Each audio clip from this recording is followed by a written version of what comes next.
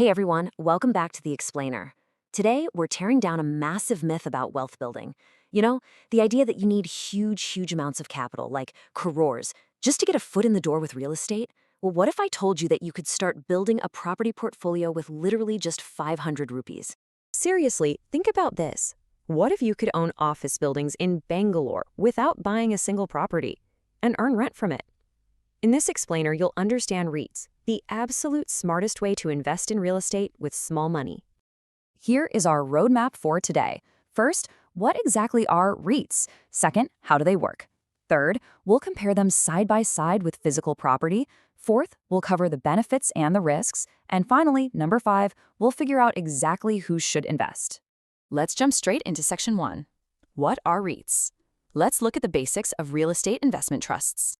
So, REIT stands for Real Estate Investment Trust. Now, traditionally, if you wanted to invest in property, you'd have to go out and buy an entire house, right? Or an apartment, or maybe a massive commercial space.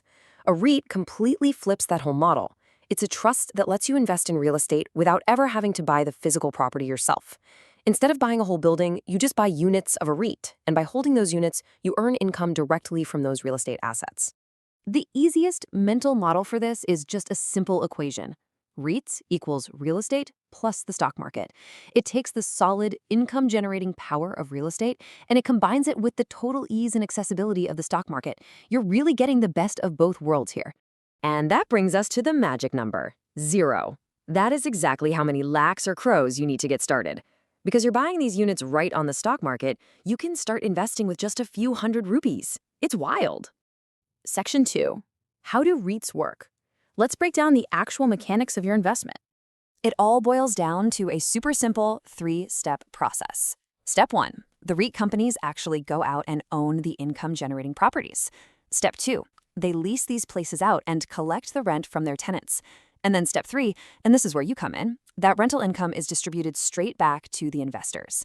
So as an investor holding those units, you're getting regular income that acts just like rent, but without ever having to chase down a tenant yourself. Just to ground this in reality, what kind of properties are we actually talking about? A typical REIT isn't just buying up one small flat somewhere. They own huge commercial properties. We're talking massive office buildings, sprawling shopping malls, and giant logistics warehouses in major economic hubs. Think Mumbai, Bangalore, and Delhi. So when massive multinational corporations pay their monthly rent for those premium spaces, you get a slice of that pie. Now, it is worth mentioning that there are 2 main flavors here.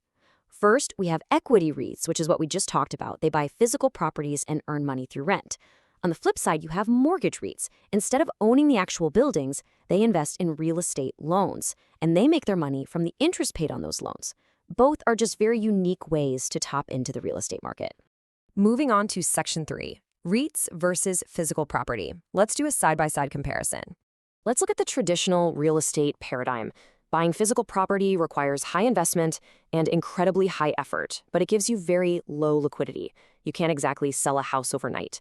REITs flip this entirely. The investment required is low, the effort on your part is virtually 0, and the liquidity is extremely high. The only real trade-off? You are sharing that rental income with others instead of keeping the whole thing for yourself. So, distilling all of that down, here are the key features of REITs. You have a very low investment requirement. You get regular income, usually paid out quarterly.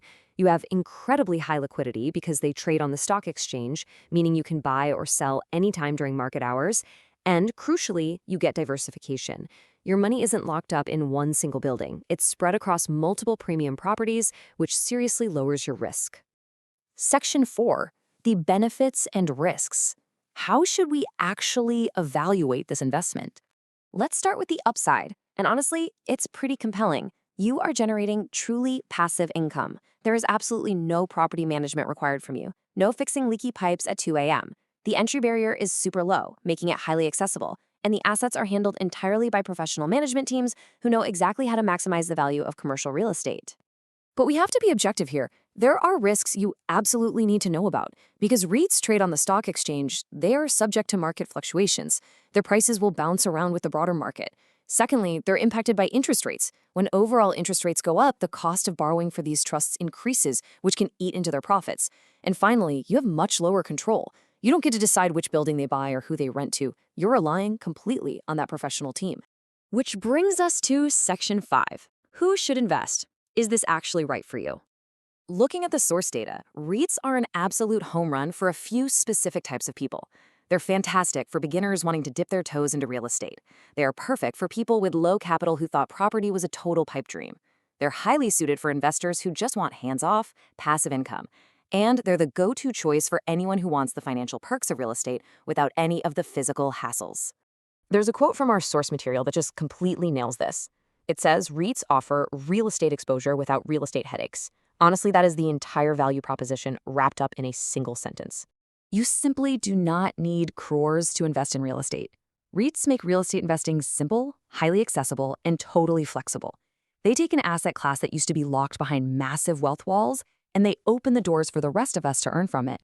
And that brings us to the big takeaway. Smart investors use REITs to diversify. By adding something like this to your toolkit, you're bridging the gap between your stock portfolio and tangible physical property, building a much more robust financial base.